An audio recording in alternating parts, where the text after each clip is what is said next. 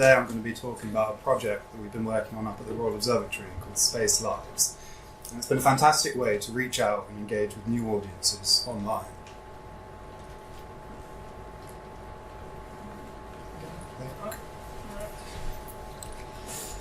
Yeah. Oh, there we go. Yeah. So I'm going to quickly cover an overview of what the series was and what it was that we were actually doing. I'm then going to look out to cover, going back to the start, what it was we set out to achieve, before moving on to see how we went about it, and finally taking a look at what some of the results were. If you pointed at the laptop, yeah. Should be right.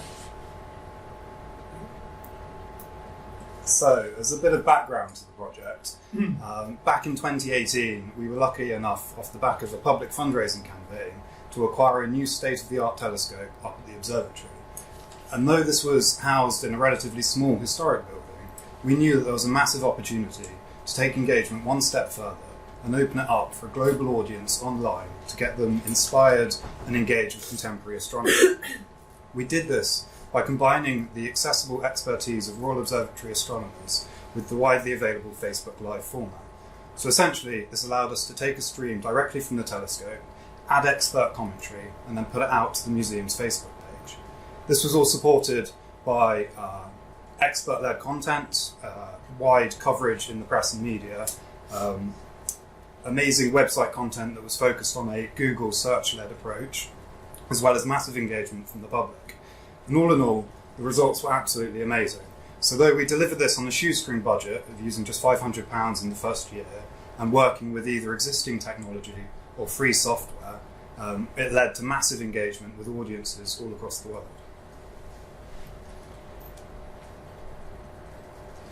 So what did we want to achieve? Well, at the start of the project, we knew we wanted to connect with as wide an audience as possible, thereby extending the reach and reputation of the Royal Observatory online and positioning ourselves as a destination for content to do with space and astronomy. Throughout, we wanted to support our public mission to engage the public with astronomy and also promote the study of STEM topics. And to do this, we wanted to provide enjoyable experiences to as wide and diverse an audience as possible. Throughout, we wanted to showcase the expertise of our astronomers, placing them front and centre of the series. And we knew we wanted to innovate with purpose, giving us the freedom to try new things and refine our efforts as we went. So how did we go about it? I think the first thing that it's important to say is that the project was truly a collaboration between multiple teams. It's a bit of a delay, I don't know why. So we had our astronomers hosting the events themselves, as well as guiding our efforts and supporting the content. We had the marketing team managing and running the streams, as well as looking after their promotion and all the supporting activity that went with it. And then we had our press team, who secured massive coverage in the media.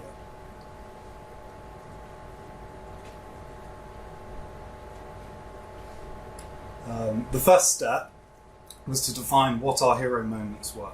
And here we were looking for things that would be interesting enough to be worth live streaming through a telescope, but also have high enough public awareness to ensure that we knew that there would be an existing audience who would want to consume that content. Once we'd identified what the events were, we would set about creating SEO-optimized web pages. Essentially, this is a process of looking what people are searching for in Google and then creating content that is matched to meet that demand. We could also position it in such a way that it would Google would see us as an authority and therefore rank us highly in their search results. This was responsible for driving huge amounts of traffic through to our website, where we were then able to promote the wider series, as well as direct people to our Facebook page. As well as driving massive traffic, it also had another benefit of combating fake news. So if you look at other organisations, they decided to take a slightly different approach to what we were doing and compared the lunar eclipse to biblical prophecies, the rise of Donald Trump, or the outbreak of war in the Middle East. By taking this approach, we were able to ensure that anyone looking for relevant information was likely to come across our content first. It took a much more informative approach. And I guarantee you that our astronomers are at least as interesting to watch as Donald Trump, and certainly much more informative. To give an indication, if you can see it, of the success of this SEO-led approach to content, The graph behind me shows website traffic to the RMG website over the total of 2019. And as you can see, there are multiple spikes of traffic in the year, and nearly all of the major ones relate to moments to do with space and time that are supported by SEO-optimized content on our website, drawing new audiences in who may not already be aware of Royal Museums Greenwich, but fulfilling their needs and giving them great content opportunities. As well as working with our website and Google, we would also make sure we identified opportunities to work with partners wherever possible. In some cases, this was working with them on pre-recorded content that we could then share within our live broadcasts. So, for example, we would work with NASA scientists to help tie us into contemporary research and bring a new perspective. However, in other occasions, we went beyond this, and we positioned our streams as more of a collaboration. So the example behind me here is working with Imad from the New Crescent Moon Society. And around Ramadan, we actually created a live stream event where we tried to sight the New Crescent Moon and therefore mark the beginning of Ramadan. This allowed us, our astronomers, to discuss the historic links between Islam and astronomy, but it also meant that Imad, who featured as a co-host, could bring an entirely new perspective to our own collections. As well as his perspective, he also brought an extremely passionate and engaged audience, and Astronomy in Islam is now a regular on-site event programme that we run up at the Royal Observatory.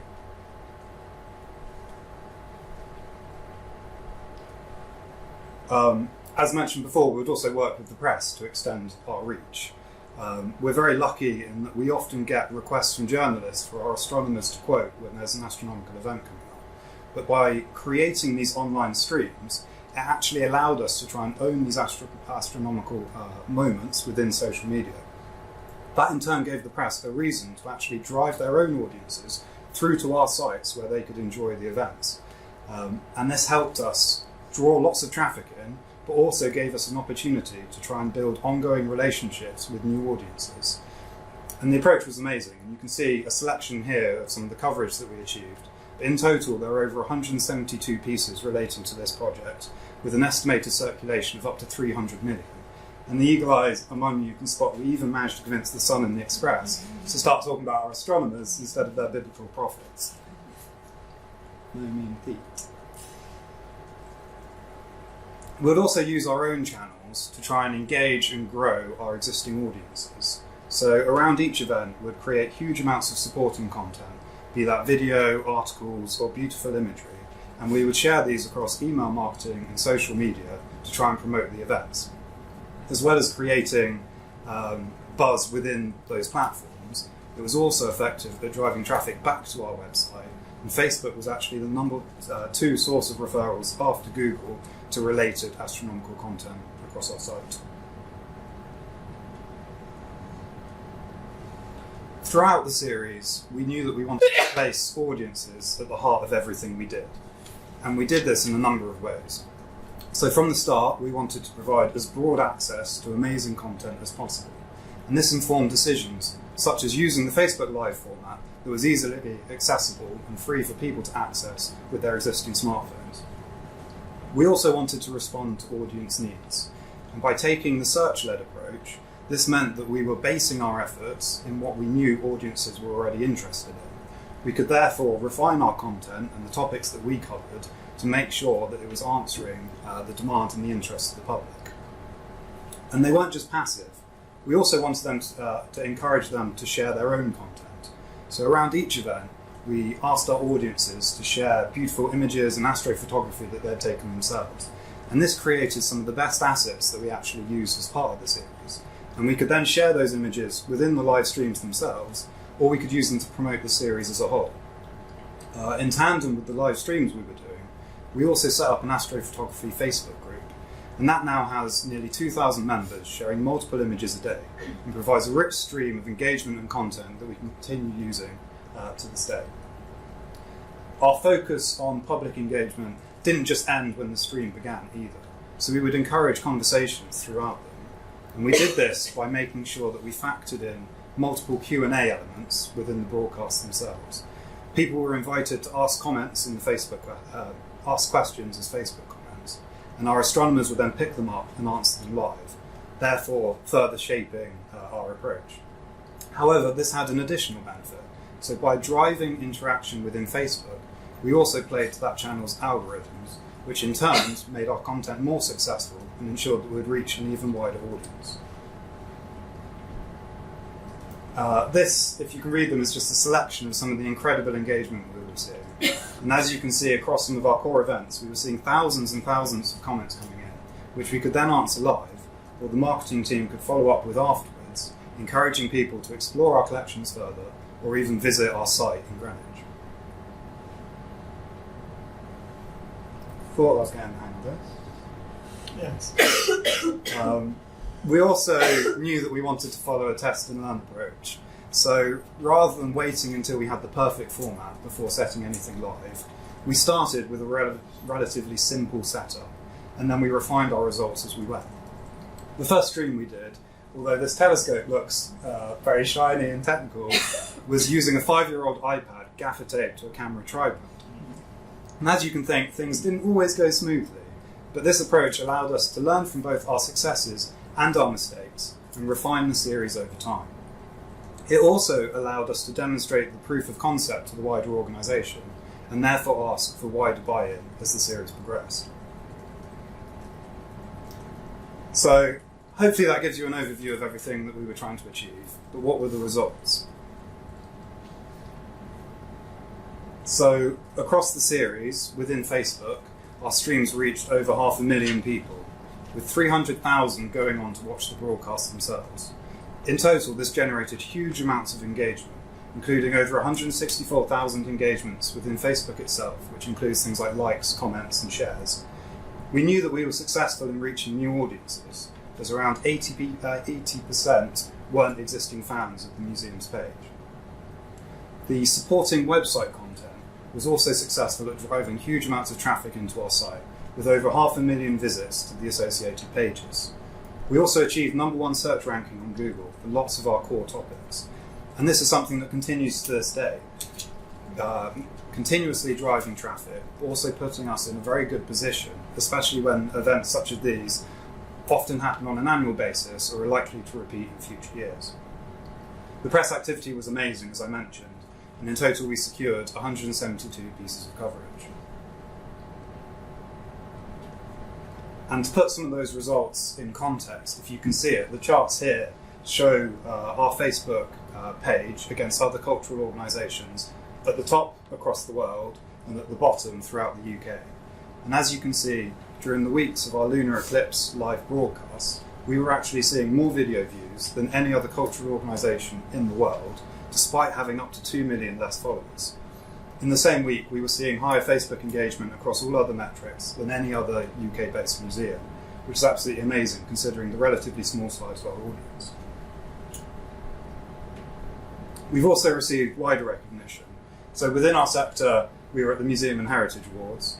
Outside our sector, we won a Marketing Week Master for Best Use of Small Budget, and we've also received recognition on an international scale, including a Shorty Social Media Award for Best Cultural Institution. And with other category winners, including Taylor Swift and Michelle Obama, you can tell that we're really rubbing shoulders with internet royalty. So hopefully that gives you a brief overview of what we've been working on, but if you have any questions, then please do let me know.